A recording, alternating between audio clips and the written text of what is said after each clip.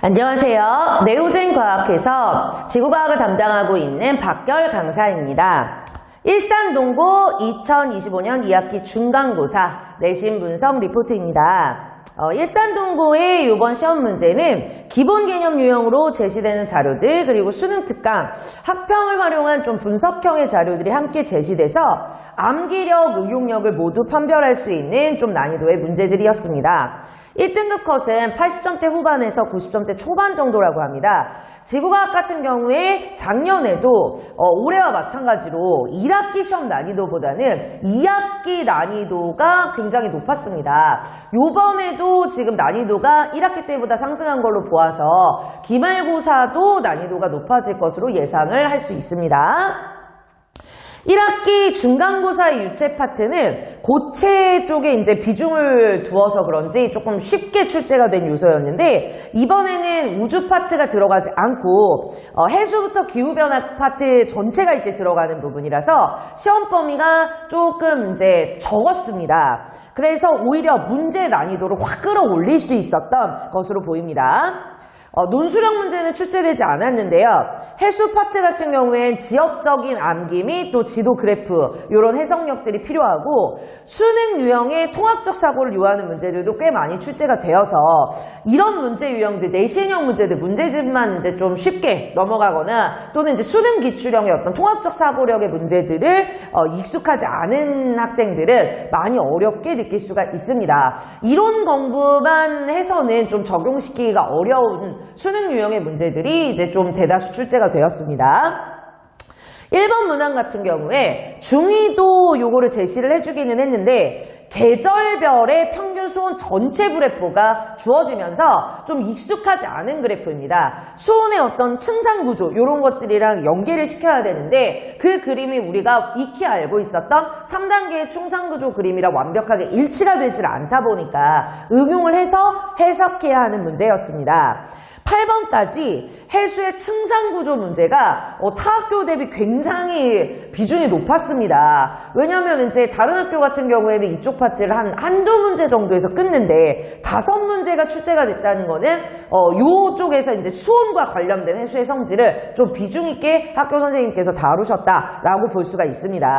선택지 보기에도 보면 이제 요쪽 파트의 문제만 딱 내는 것이 아니라 그 5문제 안에 심층 해류 또 수온 및 또 이런 다른 해수의 성질 개념들이 연계가 되어서 수능 문제처럼 좀 다양한 개념들을 접목시킨 문제라고 볼 수가 있습니다.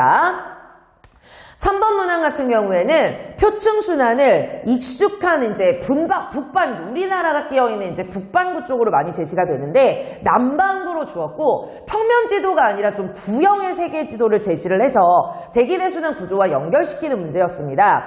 지식 자체는 그냥 외우면 되는 문제이기는 한데 학생들이 이제 이런 구형의 지도를 파악하는 거를 전에 이제 고체 쪽에 뭐 고지자기 문제나 이런 거랑도 같이 연결시켜서 봤을 때 이 그림 자체 해석을 생각보다 어려워합니다. 14번의 해류 문제 같은 경우에는 비교적 좀 무난한 문제로 나왔습니다. 14번 문항이 컨베이어 벨트를 좀 입체적으로 아래쪽에 이제 심층까지 표현을 해놨습니다. 대부분 컨베이어 벨트 문제 같은 경우에는 세계지도 평면 지도의 연결고리를 찾는데 이 경우에는 이제 심층 깊이까지를 전체적으로 표현을 해서 각 대양 특히 태평양 지역의 위치를 이제 찾아가는 문제였습니다. 수능 특강 3점 난이도 정도의 이제 그림들의 요 문제들이 이제 출제가 된 적이 있어서 타 학교에서도 볼 수 있었는데 태평양의 위치를 이제 찾으려고 하는 주로 이제 해수의 심층 순환에선 대서양만 다루다 보니까 태평양 쪽이랑 연결고리가 어떻게 됐는지를 찾는 그쪽에 좀 이제 비중을 두어서 가르치셨다라고 볼 수가 있습니다. 18번이 남방진동 지수 문제로 엘니뇨 라니냐 쪽이랑 연계한 문제입니다. 그래프에 편차로 Y축에 들어갈 수 있는 값을 유도하는 문제입니다. 관련한 편차와 지수를 좀 이제 많이 알려주었었는데요. 이런 것들을 공부를 좀 많이 해놓으면 유리한 문제가 될 수가 있습니다. 기후변화 파트는 세천동 그리고 이심률 자전축 경사가 이런 외적 요인, 천문학적 요인들이 모두 출제가 되었습니다. 20, 21번 문제가 좀 수능 유형인데요.